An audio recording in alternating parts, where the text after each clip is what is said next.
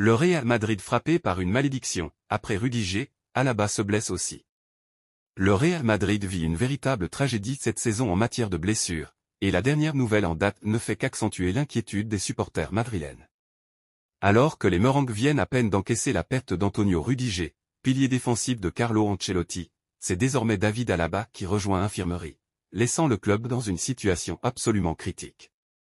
Plus qu'une malchance, une malédiction, l'Autrichien, qui venait tout juste de revenir d'une grave blessure au ligament croisé, était censé être l'homme providentiel pour stabiliser la défense madrilène dans une période où les absences s'accumulent. Mais à peine a-t-il repris le chemin de l'entraînement qu'un nouveau coup du sort frappe le Real Madrid. Cette fois, ce n'est pas son genou qui le lâche, mais un problème à l'adducteur, qui va l'éloigner des terrains pour 2 à 3 semaines. Ce contretemps est un coup de massue pour Carlo Ancelotti et ses hommes, qui se retrouvent dans une situation cauchemardesque avant une série de matchs ultra déterminants.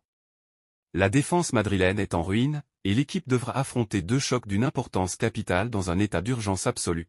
L'Atlético de Madrid, ce samedi, dans un derby brûlant qui s'annonce explosif. Manchester City en Ligue des Champions, dans une double confrontation où la moindre faiblesse sera immédiatement exploitée par les hommes de Pep Guardiola.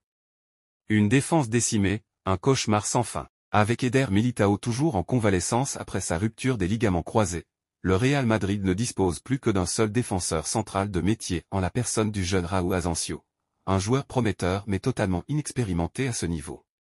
Face à une équipe de l'Atlético redoutable en attaque et un Manchester City mené par Erling Haaland, Ancelotti va devoir bricoler comme jamais pour trouver des solutions défensives. L'entraîneur italien pourrait être contraint de repositionner Aurélien Tchouaméni en défense centrale, un rôle qu'il a déjà occupé cette saison avec plus ou moins de réussite.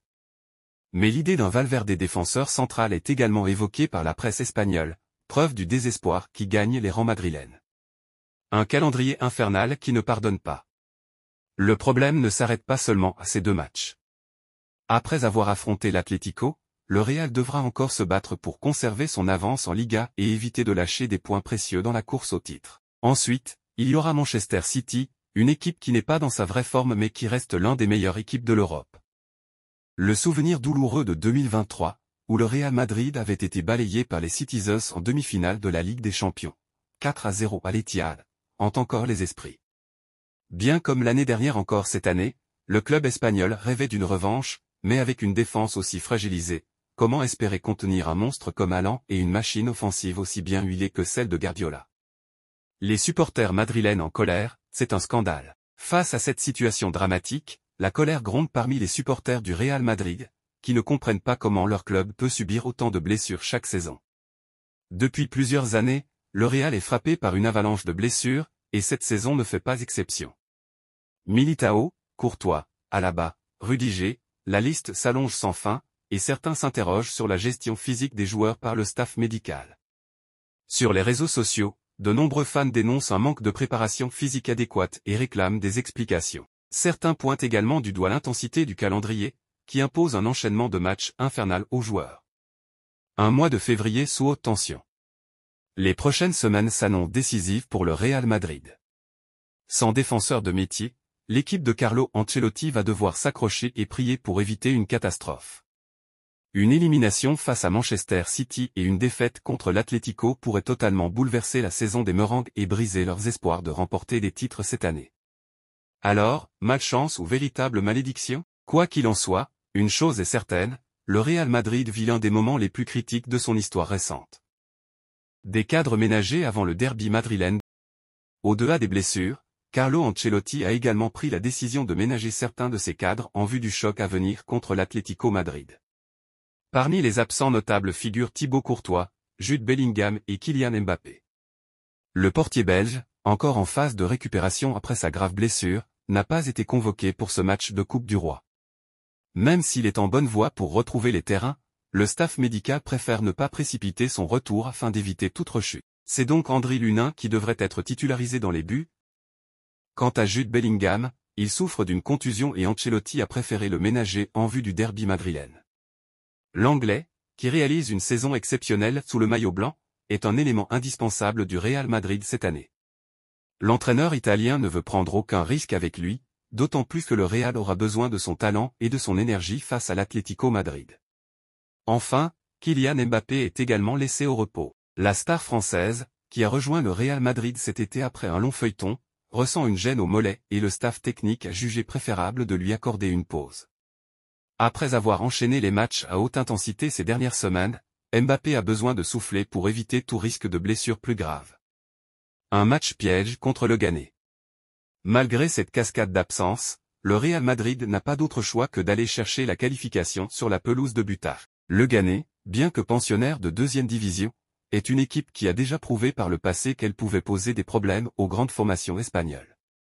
Les joueurs madrilènes devront faire preuve de sérieux et d'efficacité pour éviter toute mauvaise surprise.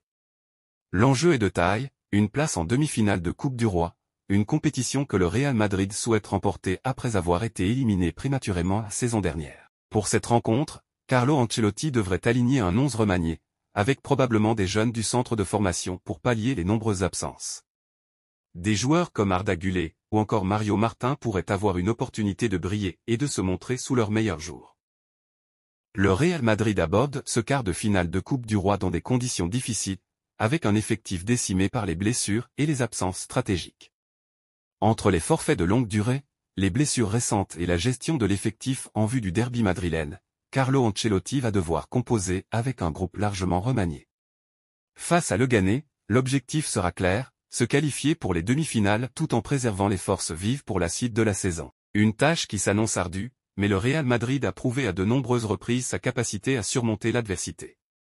Reste à voir si les Merengues parviendront à décrocher la victoire malgré cet effectif amoindri, et si les jeunes joueurs appelés à renforcer l'équipe sauront répondre présents dans ce match à enjeu. Merci à tous d'avoir suivi cette vidéo sur Madridista Galactico. Si vous avez apprécié, pensez à laisser un pouce bleu, à vous abonner à la chaîne et à activer la cloche pour ne rien manquer de l'actualité du Real Madrid. On est là pour partager notre passion et vivre ensemble chaque moment de cette grande histoire. N'hésitez pas à donner votre avis dans les commentaires, partagez vos idées ou posez vos questions, je répondrai avec plaisir. On se retrouve très bientôt pour de nouvelles infos, analyses, débats et tout ce qui fait vibrer le cœur des Madridistas. Hasta pronto, et comme toujours, à la Madrid y nada más.